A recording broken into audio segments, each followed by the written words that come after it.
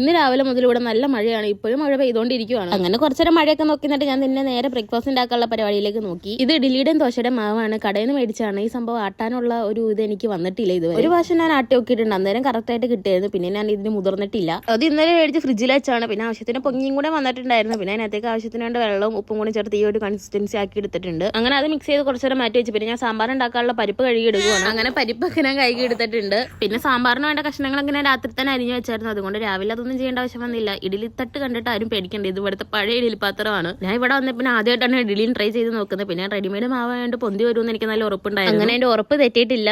ഇഡലി നല്ല അടിപൊളിയായിട്ട് തന്നെ വന്നായിരുന്നു. ഞാൻ ആകെ 8 ഇഡലി മാത്രമാണ് ഉണ്ടാക്കുന്നുള്ളൂ. ഇവിടെ 2 പേര് മാത്രം ഉള്ളിൽ നിന്ന് കഴിക്കാനായിട്ട്. അങ്ങനെ മാവൊക്കെ വെച്ച് അത് മൂടി വെക്കുന്നുണ്ട്. പിന്നെ ഞാൻ അത് നല്ല വേവാനായിട്ട് നേരെ അടുപ്പത്തേക്ക് കയറ്റിയിട്ടുണ്ട്. തൊട്ടിപ്പോ തന്നെ പരിപ്പ് നല്ലപോലെ വെന്തിരിപ്പുണ്ട്. അതിന്റെ ആവി മൊത്തം പോകാനായിട്ട് വെയിറ്റ് ചെയ്തിരുന്നതാണ്. അങ്ങനെ ആവിയൊക്കെ പോയി പരിപ്പ് നല്ലപോലെ വെന്ത് വന്നിട്ടുണ്ട്. പിന്നെ ഞാൻ അതിനകത്തേക്ക് സാമ്പാറിന്റെ കഷ്ണങ്ങളൊക്കെ ഇട്ട് കൊടുക്കുന്നുണ്ട്. എല്ലാവരും വെക്കുന്നതിൽ വ്യത്യസ്തമായിട്ടുള്ള ഒരു സാമ്പാറാണ് ഇത്. കാരണം ഞാൻ തട്ടിക്കൂട്ടി ഉണ്ടാക്കുന്ന സാമ്പാറാണ്. എനിക്ക് സാമ്പാർ ഉണ്ടാക്കാൻ വലിയ പിടുത്തമൊന്നുമില്ല. പിന്നെ അതിനകത്തേക്ക് കുറച്ച് മഞ്ഞപ്പൊടിയും കൂടി ഇട്ട് നല്ലപോലെ ഇളക്കിയിട്ടാണ് ഞാൻ വേവിക്കാനായിട്ട് വെക്കുന്നത്. അങ്ങനെ കഷ്ണങ്ങളും കൂടി ഇട്ടിട്ട് ഞാൻ ഒന്ന് വേവിക്കാനായിട്ട് വെച്ചു. സാമ്പാറൊക്കെ റെഡി ആയി വന്നപ്പോൾ പിന്നെ അത് താളിക്കാനുള്ള പരിപാടിയിലേക്ക് കിടന്നു. വെളിച്ചെണ്ണ വെച്ചാൽ അതിനകത്തേക്ക് കടുകും വെറ്റൽമുളകും ഒക്കെ ഇട്ട് കൊടുക്കുന്നുണ്ട്. ഞാൻ ഇങ്ങനെ അതൊക്കെ ഒന്ന് ചൂടാകുന്നപ്പോൾ അതിനകത്തേക്ക് സാമ്പാർ പൊടിയും കൂടെ ചേർത്ത് കൊടുക്കുന്നുണ്ട്. പിന്നെ കായം കൂടെ ചേർത്ത് കൊടുക്കുന്നുണ്ട്. കായം ഒന്ന് കട്ടി പിടിച്ചായിരുന്നു. അതിനകത്ത് ഞാൻ കുത്തിയിളക്കി എടുത്തതായിരുന്നു. അങ്ങനെ അതൊക്കെ ഒന്ന് മിക്സ് ചെയ്ത് എടുത്തിട്ട് അതിനകത്തേക്ക് വേവിച്ച് വെച്ച ചില സാധനങ്ങളും കൂടി ഒന്ന് തട്ടി കൊടുക്കുന്നുണ്ട്. ഞാൻ ഉണ്ടാക്കിയ സാമ്പാറിന് ഇന്ന് പറ്റിയ അബദ്ധം വെച്ചാൽ കുറെ വഴുതനങ്ങ ഉണ്ടായിരുന്നു. വഴുതനങ്ങ കറിയൊന്നും എനിക്ക് പറയുന്നത് സാമ്പാർ എന്ന് പറയാൻ പറ്റത്തില്ല. പിന്നെ ഇവിടെ നല്ല ചാറ് വേണം. അപ്പൊ ഞാൻ കുറച്ച് വെള്ളം കൂടെ ഒഴിച്ചായിരുന്നു. പിന്നെ ലാസ്റ്റാണ് ഞാൻ പുളിയും കൂടി ഒഴിച്ചു കൊടുത്തത്.